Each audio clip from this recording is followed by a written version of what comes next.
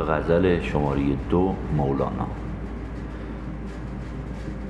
ای طایران قدس را عشقت فزوده بالها، در حلقه سودای تو روحانیان را حالها.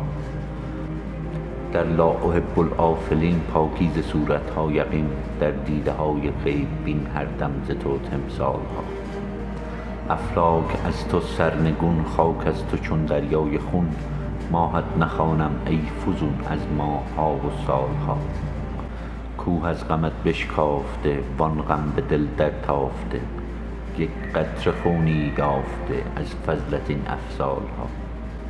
ای سروران را تو سند بشمار ما را زان عدد، دانی سران را هم بود اندر تبع دنبالها. سازی ز خاکی سیدی بر وی فرشته حاسدی، با نقد تو جان کاسدی پامال گشته مالها. آن کو تو باشی بال او ای رفعت و اجلال او، آن کو چنین شد حال او بر روی دارد خالها.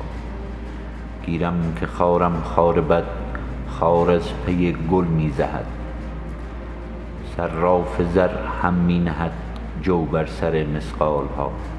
فکری بدست افعالها، خاکی بدست این مالها، قالی بدست این حالها، حالی بدست این قالها. آغاز عالم غلغله، پایان عالم زلزله، عشقی و شکری با گله، آرام با زلزالها. توقیع شمس آمد شفق، طغرای دولت عشق حق، فال وصال آرد سبق کان عشق زد این فالها.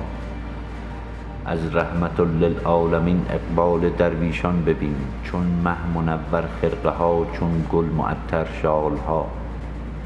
عشق امر کل ما رقعه ای، او قلزم و ما جرعه ای، او صد دلیل آورده و ما کرده استدلالها.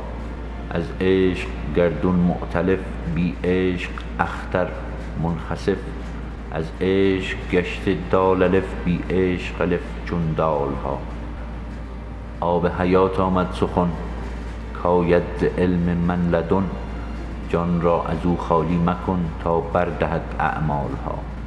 بر اهل معنی شد سخن اجمالها تفصیلها، بر اهل صورت شد سخن تفصیلها اجمالها.